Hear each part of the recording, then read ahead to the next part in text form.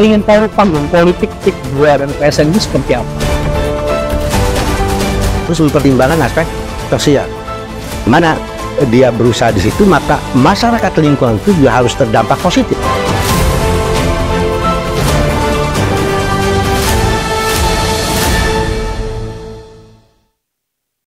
Assalamualaikum warahmatullahi wabarakatuh. Waalaikumsalam warahmatullahi wabarakatuh. Selamat datang di channel YouTube Banten Podcast terkait suara milenial Banten.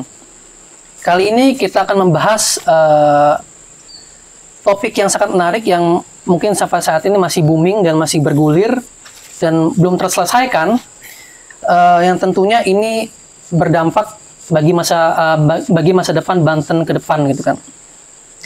Terkait pembangunan PIK 2 dan juga PSN di Banten, apakah ini akan berdampak positif bagi masyarakat Banten? Oleh karena itu, kali ini saya sudah ditemani nih sahabat dengan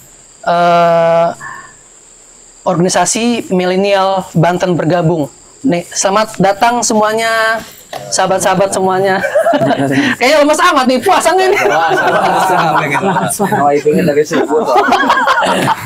Luar biasa. Nah, ini ditemani kurang lebih ada 13 sampai 14 orang yang menemani saya untuk berdiskusi terkait pembangunan PIK 2 dan PSN di Banten.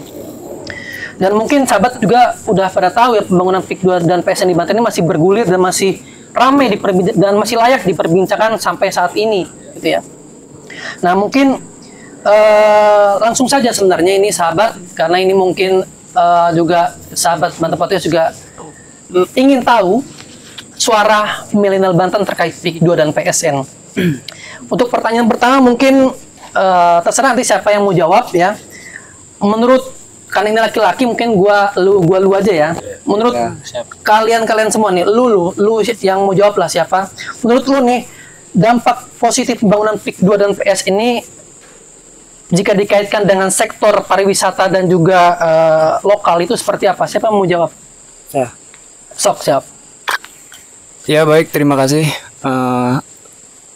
kesempatannya. Di sini saya akan menjawab dampak positif ya, terhadap pariwisata dan perekonomian. Ya, khususnya di pembangunan PIK 2 dan PSN. Ya, dengan adanya dampak positif terhadap pariwisata bisa meningkatkan daya tarik wisata dan promosi budaya dan warisan lokal. Nah, dan yang kedua ada perekonomian lokal. Nah, di situ bisa meningkatkan lapangan pekerjaan dan dan dukungan usaha gitu, kayak UMKM, kayak usaha mikro kecil kayak gitu. Ya mungkin itu saja. Ya, karena bisa dibilang ini kan PSN dan PIK 2 ini kan mega proyek ya. Juga pastinya kan butuh, takutnya dengan ada pembangunan PIK 2 dan PSN ini bakal UKM ini akan tergerus gitu kan, akan kalah. Tapi semoga saja dengan adanya pembangunan PIK 2 ini malah meningkatkan UMKM kita di Banten khususnya gitu kan ya. Nah, ini pembahasan yang sangat menarik karena bukan hanya masalah sosial, bukan hanya masalah pariwisata, juga masalah pendidikan agama juga terdapat di dalamnya gitu. Nah, pertanyaan kedua mungkin yang bisa dijawab oleh sahabat-sahabat semua nih. Bagaimana potensi dari pekerjaan atau kesempatan kerja bagi generasi muda di Banten nih, khususnya terhadap pembangunan PIK 2 dan PSN? Ada yang mau jawab? Siap. Oh, silakan. Baik, saya akan menjawab dari pertanyaan si Abang ya, tentang potensi pekerjaan generasi muda. Jadi potensi pekerjaan dan kesempatan bagi generasi muda di Banten, mengingat provinsi ini memiliki industri yang berkembang gitu Pak ya, peluang di bidang teknologi dan ekonomi kreatif. Jadi generasi muda di Banten yang pertama itu industri manufaktur dan perdagangan gitu ya. Banten adalah salah satu pusat industri terbesar di Indonesia, terutama di kawasan Cilegon ya, Serang dan Tangerang. Banyak perusahaan manufaktur seperti industri baja, perekonomian, otomotif, dan elektronik yang membuka peluang kerja untuk lulusan teknologi manajemen dan bidang terkait. Dan baik, terima kasih. Itu saja mungkin. Ini menarik sekali ya. Maksudnya semua elemen itu pasti ada di dalam PIK 2 dan PSN. Itu nggak bisa dipungkiri sahabat semuanya. Nah, lalu bagaimana nih, pertanyaan ketiga saya, lalu bagaimana nih pentingnya infrastruktur? Entah itu jalan tol, entah itu infrastruktur jalan lainnya gitu kan, terkait infrastruktur yang baik untuk meningkatkan konektivitas dan juga kemudahan akses itu seperti apa nih menurut teman-teman? Ada yang mau jawab nggak? Oh, ada nih Kak. Oh ya, Sok. Oh, jadi sebelumnya ya kalau terkait berbicara tentang infrastruktur itu kan pembangunan itu ya. Jadi dalam infrastruktur tersebut itu ya infrastruktur Pelan-pelan aja. ya malum grogi. Itu kan pembangunan itu harus sesuai dengan apa yang masyarakat ataupun kaum-kaum lain yang inginkan ya, seperti entah itu jembatan yang layak dipergunakan ataupun sebagainya. Nah, infrastruktur tadi ya, infrastruktur. Jadi terkait seperti kayak daya saing ataupun memberikan seperti lowongan pekerjaan kepada masyarakat. Ya karena kan tujuan pembangunan PIK itu kan satu mensejahterakan Banten ya. Ya jadi alangkah baiknya sih yang harus diutamakan itu memberikan lowongan pekerjaan untuk masyarakat Banten. Mungkin cukup sekian. Ya intinya mah untuk mensejahterakan masyarakat ya. Iya itu. Mungkin khususnya di Banten itu sendiri karena di Banten juga masih banyak pengangguran. Gitu. Iya benar. Banyak sekali Kak. Bener ya. Banyak sekali. Nah, sekarang mari kita bahas ini mungkin agak lebih jauh lebih dalam gitu ya. Karena bagaimana karena proyek PIK 2 dan PS ini apakah membawa kedepannya akan membawa dampak positif bagi masyarakat Banten atau malah sebaliknya atau biasa-biasa aja seperti sebelum ada PIK 2 dan PSN gitu kan. Nah, pertanyaan keempat saya ini, apa yang harus kita soroti terkait pentingnya pentingnya berkelanjutan dan dampak lingkungan yang harus diperhatikan dalam pembangunan PIK 2 dan PSN ini. Karena pembangunan ini kan bukan hanya 1 hektar 2 hektar gitu kan, tapi kalau teman-teman semua ketahui ini kan bahkan sampai ribuan hektar. Itu seperti apa? Ada yang mau jawab? Saya Bang. Oh silakan. Ya terkait keberlanjutan dalam pembangunan PIK 2 ya, dan PSN ya. PSN itu harus memperhatikan sumber daya alam ya, mengenai emisi gas karbon ya, dan segala bentuk dampak terhadap keanekaragaman hayati yaitu di lautan. Yang terakhir desain infrastruktur hijau yaitu untuk keberlanjutan masa depan. Untuk yang selanjutnya yaitu partisipasi masyarakat dan transparansi untuk pembangunan PIK 2 ini. Itu sangat penting untuk memastikan bahwa setiap tahapan pembangunan PIK 2 mengikuti prinsip keberlanjutan yang mendukung keseimbangan antara kemajuan ekonomi dan perlindungan lingkungan.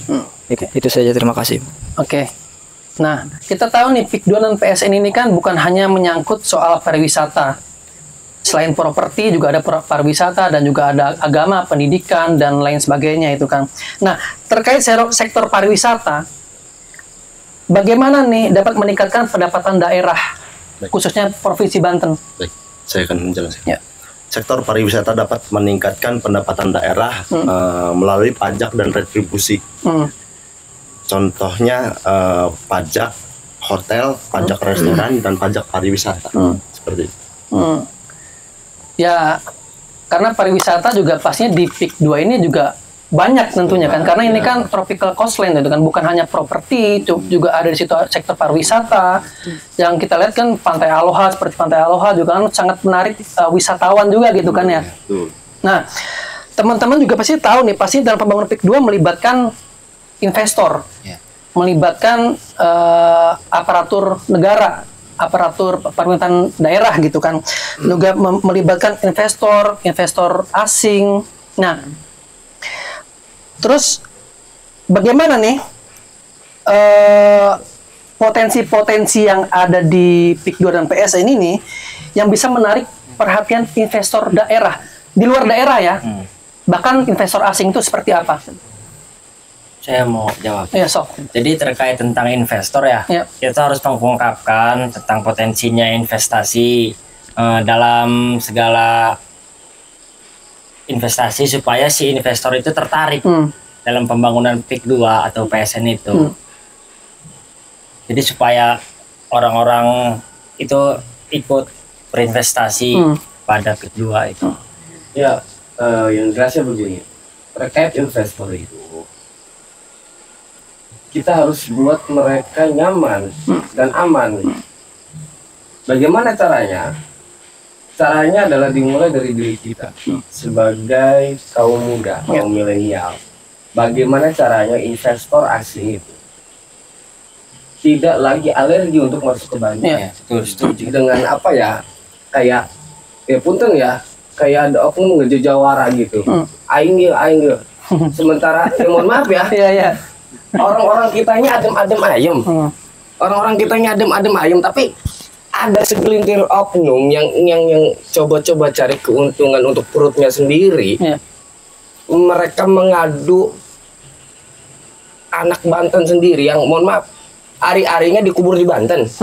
Tapi kita mau diadu oleh ari-arinya yang dikubur di luar Banten. Ya, kita sosialisasikan ini ke masyarakat gitu loh, bahwa jangan mau kita nih diadu domba, apalagi mohon maaf tidak sedikit di Banten yang SDM-nya di bawah.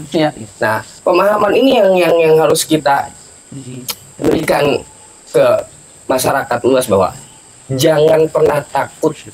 Kalau kita takut dengan hal yang belum terjadi, bagaimana kita bisa tahu? Gitu loh. Hari ini kejadian ripuh sampai detik ini masih jadi pembahasan yang sangat hangat menurut saya, karena ada segelintir oknum yang coba-coba ngebakar obor, ngebakar apa ya, ngebakar hal yang tidak seharusnya dia bakar gitu, kayak karena untuk kepentingan perutnya sendiri dan kepentingan segelintir orang yang sekelilingnya. Gitu loh. Jadi kita nih, ini tugas kita, milenial ya, tugas milenial ini memberi pemahaman ke masyarakat luas bahwa jangan lagi takut dengan, dan jangan coba-coba bicara soal ras. Ini Indonesia. Kita Bhinneka Tunggal Ika. Semua agama ada di sini. Asik. Ya, kalau sekarang begini, kalau mereka menolak PIK atau PSN, mereka menolak. Mereka punya solusinya untuk kita nih. Mohon maaf nih, saya mesti ngomong nih, ente semua ini calon pengangguran bos. Apa mereka bisa menjamin kita kerja? Belum tentu bos. Hari ini mereka diupahin sekian. Nah, kitanya mau dapat apa? Mau melongo, tanya kerja. Ngeliatin doang.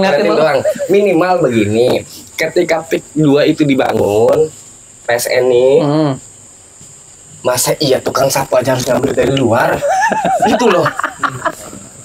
Nih, bahasa kasarnya nih, mohon maaf. Masa iya tukang sapu-sapu di rumah harus ngambil dari luar Banten? Kan nggak lucu ya bos. Sementara di orang-orang kita yang mohon maaf, sekali lagi saya harus bilang, SD aja nggak lulus, nggak punya ijazah, mau kerja di mana dia? Mau terus-terusan nyawa. Bukan nggak bagus nyawa, itu bagus. Ya untuk perut kita juga kan, walaupun kita beli di mereka, tapi kan setidaknya mereka ada sebuah jaminan bulanan nih. Kan digaji bang. Ya benar. Nggak mungkin lah. Kalau kerja rodi ya kita gorok udah kan. Zaman penjajahan. Itu lah. Kita gorok sikat gitu. Nah, ini mungkin intinya itu ya, jangan takut investor untuk masuk. Jangan takut. Kalau perlu kita jamin para investor itu untuk masuk ke Banten. Keamanan dan kenyamanan kita jamin. Siapapun kita lawan udah. Supaya di Banten dan melek gitu loh. Nih mohon maaf, infrastruktur di Banten kalau kita ngatohin APBN, APBD, DAP, DAU, nggak bisa ada percepatan bos, bohong nih. Celi aing mal bakal jalan satu-satunya, kita datangkan investor sebanyak mungkin, sebaik mungkin, dan kita beri kenyamanan dan keamanan untuk mereka supaya apa, percepatan infrastruktur pembangunan ini berjalan supaya cepat nih, masih banyak jalan-jalan yang bolong. Nah itu yang kudu dipikirin pemerintah, mual bakal bisa cepat lari ke ininya nggak kekejar. Kan gitu, supaya semua beriringan, berjalan bersamaan gitu loh teman-teman. Ya enggak? Gitu. Luar biasa. Luar biasa sekali nih, mendetail sekali nih jawabannya. Nah, pembangunan PIK 2 dan PSN ini kan pastinya melibatkan banyak elemen ya, entah itu pemerintah daerah, pihak swasta, pihak pengembang, pihak investor, dan lain sebagainya. Dan ini bagaimana nih kolaborasi? Apakah penting nggak sih kolaborasi antara elemen-elemen tersebut terkait pembangunan PIK 2 dan PSN? Ada yang mau jawab? Oh ya, sok. Itu pentingnya itu adalah pentingnya kolaborasi antara pemerintah dan pemerintah, siswa dan masyarakat dalam pembangunan. Udah segitu aja, Pak. Oke. Ya, artinya simpelnya begini. Simpelnya antara pemerintah, swasta dan masyarakat ini harus sama-sama. Nggak bisa pemerintah jalan sendiri, bohong. Pemerintah jalan sendiri itu bohong. Swasta nggak bisa dengan angkuh. Harus saling mengisi dengan pemerintah. Mereka berdua tidak bisa berjalan kalau masyarakat nggak diajak. Kan gitu, masyarakat kudu diajak nih, Masa iya tukang pacul ngambil dari luar, tukang ngeduk semen tuh masih dari luar, kan nggak lucu. Masa tukang ngebatak kudu pakai robot. Lah tenaga kitanya hemat ya, Bro. Lumayan kan borongan. Gitu kira-kira gitu tuh. Jadi antara pemerintah, swasta dan masyarakat harus sama-sama supaya terjalin sinergitas yang mantap.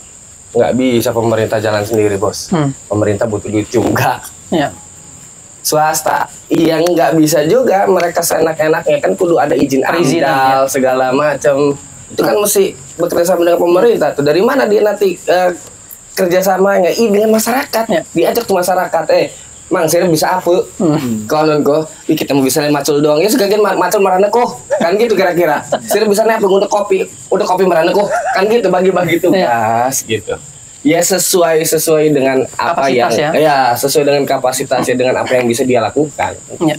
Nah ini benar sekali, mungkin ya dari investor, dari pihak swasta tadi ya, dari masyarakat itu dan juga pemerintah daerah itu nggak bisa berjalan sendiri. Harus sinergi, karena benar tadi Kat bilang, misalkan pemerintah nggak bakal bisa berjalan sendiri tanpa ada investor, karena dana mungkin kurang, nggak bakal menyanggupi kan. Investor juga nggak bakal datang, nggak bakal sanggup sendiri karena butuh perizinan tadi. Butuh bongkar ini, misalkan lahan ini harus dibangun, ini kan harus ada perizinan. AMDALnya seperti apakah ini nanti akan merusak lingkungan? Kan gitu. Masyarakat juga harus butuh investor untuk pembangunan. Gitu. Ya minimal kan guna nambah UMKM lah, kalau dagang apa Mang? Kalau kan kira-kira kok. Jadi cari investornya yang benar-benar yang sudah benar-benar high gitu, yang sudah hebat gitu. High class, jangan yang investornya jangan yang nanggung. Bikin investor dengar ngutangin bank lah, banknya hancur, bangkrut. Gitu. Ya. Ini benar sekali yang dikatakan Bang Daya ini terkait ini harus sinergitas gitu, biar nggak acak-acakan juga gitu kan. Nah, gue pengen tahu nih, mungkin ketegasan teman-teman nih terkait mungkin perwakilan teman-teman nih terkait seharusnya peran milenial dalam memastikan proyek ini tepat sasaran dan juga bermanfaat untuk masyarakat khususnya di Banten sendiri itu seperti apa? Oh iya. Oke, jadi peran milenial dalam proyek ini untuk tetap tepat sasaran dan bermanfaat bagi masyarakat. Jadi itu peran milenial itu penting. Saya setuju sekali dengan pendapat Mas Dey tadi. Karena peran milenial ini penting untuk memberi pemahaman kepada masyarakat, untuk proyek, dan untuk investor. Milenial ini sangat penting. Dan manfaat milenial dapat membawa inovasi dan kreativitas dalam proyek atau pembangunan PSN seperti PIK 2. Jadi dengan adanya peran milenial pasti dipastikan atau relevan untuk proyek ini dan tepat sasaran dan bermanfaat bagi masyarakat yang terkait. Mungkin cukup. Oke. Nah, ini sebelumnya saya terima kasih nih atas semua pendapat yang luar biasa menurut saya nih teman-teman semuanya. Mungkin teman-teman juga di apa tadi milenial Banten Bersatu, Banten Bergabung sering melakukan diskusi sebelumnya mungkin terkait PIK 2 dan PSN ini gitu kan. Dan inilah kenapa mungkin kaum milenial ini harus dibutuhkan dalam pembangunan ini, karena mungkin bisa sebagai ajang controlling gitu kan, controlling dan juga sebagai pengawasan terhadap pembangunan PIK 2 dan PSN di Banten ini. Nah, bagaimana nih proyek ini bisa mengatasi kekhawatiran sosial masyarakat, entah itu terkait ekonomi, lingkungan, dan juga sebagainya. Ada yang mau jawab? Ya, terkait hal itu, masyarakat kita yakinkan bahwa tidak ada yang perlu dikhawatirkan, seperti yang tadi saya bilang. Justru lamun mengkonon-konon baik, mengkonon baik urip konon kok. Tidak ada perkembangan gitu loh. Dagangnya dagang pun SS baik wis konon kok. Ya sewan-sewan konon kok. Tapi kan kalau ada proyek strategis ini ya, masyarakat yang jualan, yang tadinya nggak jualan pun bisa jualan. Saya yakin itu. Karena adat di kita itu di mana ada proyek, najan wong udah dagang pasti dagang. Pasti gegelatnya modal. Lah iya kan, kalau sama orang kita dijual 1.000 perak istilahnya, ini sama tetangga nih dijual nih 1.000 perak, begitu ada petukang ngewu kan lumayan tuh. Ini ada di kita. Ini ada di kita. Nah, maka kenapa saya bilang tadi perlunya kita meyakinkan kepada masyarakat bahwa hal ini tidak perlu dikhawatirkan. Mereka ini dalam tanda kutip, beliau ini mengkhawatirkan tentang lagi-lagi bicara soal akidah. Bos, sejauh di hatinya masih ada keimanan agamanya, nggak akan hilang bos. Nggak bakal goyah ya? Nggak bakal goyah bos. Lamun goyah berarti imannya orang kuat. Sekolah be, kok sekolah be. Sekolah maning. Sekolah maning. Madrasah maning sih kok. Ngaji sih bener sih. Makanya ngajinya jangan suka sama yang marah-marah. Ngajinya itu harus bener gitu. Jadi bertawajuh gitu tuh, berwajah dengan gurunya. Udah guru sing memarahan bangsa teh. Cier bangsat uang kok ciptaan pangeran, ciptaan Allah gitu tuh. Jangan suka dibangsat-bangsat. Aja bisa sing bangsat konon bro. Jadi kekhawatiran ini bisa kita atasi, Bos. Bisa. Yakin saya bisa kita atasi. UMKM bisa naik nih. Iya. Yakin saya. Bontot domas pir harga nih, Siki. 13.000 sampai 15.000. Dol, uang lian 20.000, kedol kon. Kecuali karena uang kita dewek kon malah. Paham. Sireng bolong gitu. Bolong dewek aja gak kan gitu. Iya. Ya. Bu, berapa itu? Apa bontot? 20.000 kena ngeliat nih rokok bukan berapa 20.000 pas mau karena enak, karena kita bukan ngejual aji mumpung karena memang rasanya ada. Apa namanya kalau itu istilahnya makanan tuh kualitasnya ada dan terjamin gitu loh. Khawatir apa sih yang khawatir mah yang itu tuh yang sanat yang khawatir mah yang gede began barangnya mah gue sih semua nomor terima bayar aja kamu ngomong uang jangan ngadu-ngadu ngomong Banten baik, ngomong Banten ngamuk sih lah. Siapa bu? Hah? Yes konon tuh kalau bisa, nah kalau bisa kita yang membentengi mereka. Siapa sih ngamuk diadu bagian? Sih bisa apa konon tuh? Ya kalau dia punya ilmu kebatinan, kita punya ilmu 1001 langkah pelari itu konon tuh deh. Ya artinya gini, kita lawannya dengan pemikiran kita yang sehat, dengan kapasitas dan kemampuan kita menjawab kekhawatiran itu gitu loh. Gitu teman-teman ya. Lur aja menang bae. Ini sebenarnya contoh kecil dari Bang De tadi yang jelasin, mungkin ibaratnya gini. Contoh orang kawinan hajatan, pasti kan ada aja orang UKM datang itu pasti ada. Tanpa diundang mereka datang gitu. Lo lagi hajatan dagang main, lalu nyambung, tapi kan laku-laku aja gitu loh. Apalagi ini gitu. Contoh kecilnya seperti itu kan. Kecilnya.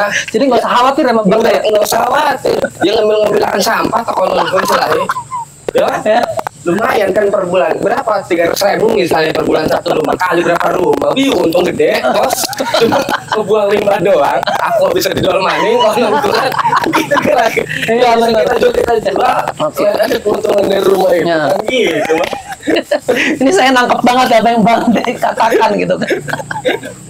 Nah, lanjut nih mungkin sebagai kaum milenial nih, ada nggak sih solusi dari kaum milenial tentang bagaimana melibatkan masyarakat dalam setiap pembangunan untuk memastikan keberlanjutan proyek PIK 2 ini agar cepat selesai?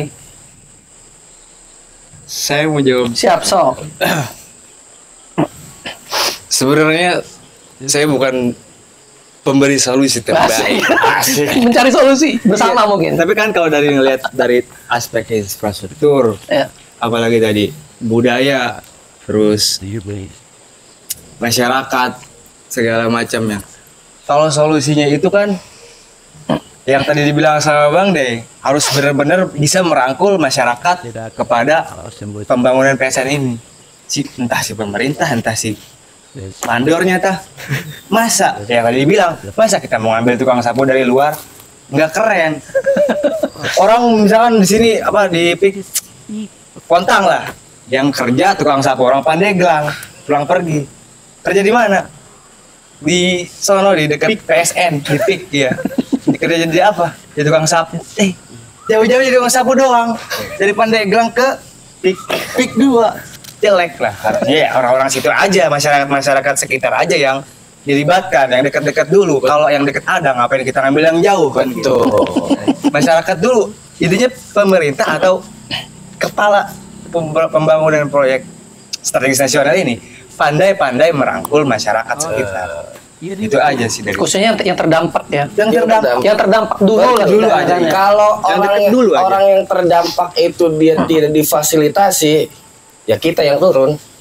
Si Rarap lancar tarap ore. Lancar aja. Ko megawe ko. Bagian megawe. Kan gitu. Iya, gitu. Lah itu makanya kenapa gua bilang kalau perlu kita jadi garda terdepan. Kan gitu kira-kira. Iya. Jangan bicara, wih enak deh ngomong, siapa sih ngejamin pangeran, wih gati amat, sih ngedoa aku, namun udah bisa ngomong, kita sih maju, getak deh tuh, kepala bangunan tuh, apa mandor, si remu tukang pacul sing ado, bisa kuku, udah bisa kuku, daripada di demo diobong kan gitu kira-kira. Ya mungkin ini pembahasan yang sangat menarik nih. Mungkin sebelum kita tutup nih, mungkin sahabat semua ini, teman-teman semua ini ingin melakukan deklarasi. Ya. Mungkin kita berdiri aja dulu kali ya. Berdiri aja dulu. Mungkin sahabat, saya akan memberikan space untuk teman-teman dari milenial Banten bergabung ya untuk melakukan deklarasi. Silakan sok. Bismillahirrahmanirrahim. Dengan ini kami Forum Milenial Banten bergabung mendeklarasikan dukungan secara penuh terhadap pelaksanaan pembangunan Pantai Indah Kapuk 2 dan proyek strategis nasional di Banten.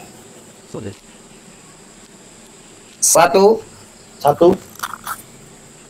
kami mendukung penuh pembangunan Pantai Indah Kapuk 2 sebagai upaya untuk mengembangkan sektor pariwisata dan perekonomian Banten. Kedua, kami mendukung proyek strategis nasional yang bertujuan meningkatkan infrastruktur dan konektivitas Banten dengan wilayah lainnya. Ketiga, kami mendorong transparansi dan keberlanjutan dalam setiap tahap proyek dengan memperhatikan dampak lingkungan dan sosial masyarakat sekitar. Keempat, kami mendukung kolaborasi antara pemerintah, sektor swasta dan masyarakat, demi keberhasilan proyek ini, untuk kesejahteraan Banten. Kami meyakini bahwa dengan dukungan penuh, dari seluruh elemen masyarakat, proyek ini akan memberikan manfaat jangka panjang, bagi Banten dan Indonesia. Sekian, terima kasih. Wassalamualaikum warahmatullahi wabarakatuh. Waalaikumsalam warahmatullahi wabarakatuh. Baik, sahabat, dengan pembacaan deklarasi ini, kita berharap dapat meningkatkan sinergitas dan juga semangat untuk memajukan dan juga untuk menyelesaikan pembangunan PIK 2 dan PSN di Banten. Sekian, Assalamualaikum warahmatullahi wabarakatuh. PIK 2 dengan PSN. Iya. Bahwa PIK 2 ini adalah proyek yang terpisah dengan PSN. Saya ingin tahu panggung politik PIK 2 dan PSN ini seperti apa. Terus mempertimbangkan aspek sosial. Mana dia berusaha di situ, maka masyarakat lingkungan itu juga harus terdampak positif.